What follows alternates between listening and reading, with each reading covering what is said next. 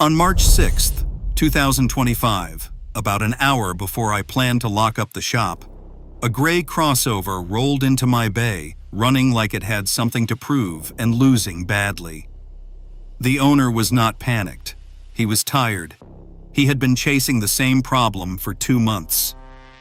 The car hesitated when he pulled into traffic, stumbled a little at idle, and his fuel economy had quietly fallen off a cliff. He had already been to a dealership. They had handed him an estimate for a new throttle body, a fuel system service, a carbon cleaning, and a diagnostic fee. Nearly $1,400 before tax. The car had 91,000 miles on it. Today, I am going to show you the one small part sitting right behind your air filter that causes almost exactly this problem, why almost nobody ever cleans it, and why the fix costs less than a tank of gas. Because I did not replace his throttle body, I did not touch his injectors, I did not sell him a carbon service. I pulled one sensor out of his intake, sprayed it with a $12 can, let it dry, and put it back. 20 minutes. The hesitation was gone. The idle smoothed out. And when he messaged me a week later, his mileage was back to where it had been a year earlier. I have been working on cars for over 20 years, and I can tell you this scene plays out constantly. A driver comes in convinced the engine is wearing out. They have read the forums. They have been told words like carbon buildup, worn injectors, tired engine. By the time they reach me, they have already accepted that their car is aging and there is nothing to do but pay. And most of the time, the engine is completely healthy. It is just being fed bad information by a sensor nobody ever thinks to clean. Here's the uncomfortable truth. Your engine does not decide how much fuel to burn. A computer does. And that computer is only as smart as the sensors feeding it. Sitting in your intake, between the air filter and the throttle body, is a small device called the mass airflow sensor. Most people have never heard of it. Its entire job is to measure how much air is entering your engine every fraction of a second and report that number to the computer in grams per second. The computer takes that number and decides exactly how much fuel to inject. Air in, fuel to match. That's the whole relationship. And if that one sensor starts whispering the wrong number, everything downstream goes wrong with it. Now here's how it fails, and it's not the way you'd expect. Inside that sensor is a tiny heated wire, thinner than a human hair, held at a constant temperature. As air rushes past, it cools the wire down, and the computer measures how much electrical current it takes to keep that wire hot. More air, more cooling, more current. That's how it counts the air. It's elegant, it's precise, and it has one fatal weakness. That wire has to stay clean. Over tens of thousands of miles, it slowly collects a film of dust, oil vapor, and fine grime that sneaks past the filter. And that film acts like a blanket. It insulates the wire. Suddenly, the air can't cool the wire as effectively, so the sensor thinks less air is coming in than actually is. It underreports. It lies. And it lies quietly. Think of it like a thermometer wrapped in a sock. The room can be freezing, but the thermometer reads warm because it's insulated from what's really happening. That's your dirty airflow sensor. The engine is breathing just fine, but the sensor is telling the computer the engine is barely sipping air. So the computer, trusting the sensor completely, meters out the wrong amount of fuel. The whole carefully built fuel map drifts off-center. And because the computer is constantly trying to correct for a lie that never goes away, it develops what we call skewed fuel trims. At idle, it's compensating one way, under load, it's compensating another, and nothing ever quite settles. What does that feel like from the driver's seat? A little hesitation when you press the pedal, like the car takes a breath before it goes. A rough or hunting idle. Harder cold starts. Sometimes a stumble merging onto the highway or climbing a grade, and underneath all of it, fuel economy that slowly, silently bleeds away. 20%, 30%. On a bad one, I've seen worse. The driver never connects it to a single event because there wasn't one. It just crept in. And here is the part that infuriates people once they understand it. Your check engine light usually stays off the entire time. That light is set to trigger on hard failures and big deviations. A sensor that's drifted just enough to wreck your mileage, but not enough to break the fueling completely lives in a gray zone the computer tolerates. It compensates instead of complaining. So the driver assumes everything is fine because no light is on, while the car quietly wastes gas month after month. The sensor doesn't have to die to cost you money, it just has to get dirty. Now let me tell you why almost nobody cleans this thing, and this is where I have to be honest about my own industry.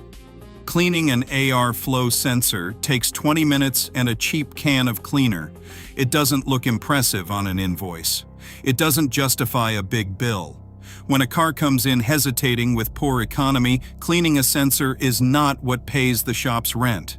Quoting a throttle body, a fuel service, a carbon cleaning, maybe even a whole engine computer, and that pays the rent. That looks like expertise. That fills a work order. I'm not telling you every shop is dishonest. Plenty of technicians simply never learned to check this first because they were trained in a system built around replacing parts, not cleaning them. But the result is the same for you. You end up paying hundreds for a problem a $12 can would have solved. So let's talk about how you actually catch it, because you don't have to guess. If you have a basic scan tool, the kind that reads live data for under $50, you can watch this sensor confess.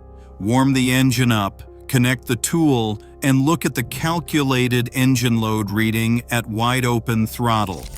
On a healthy engine, that number should climb up past 80% when you floor it. If your airflow sensor is dirty and underreporting, that number stays stuck low because the computer thinks the engine is barely working even when it's at full song. You can also watch your fuel trims.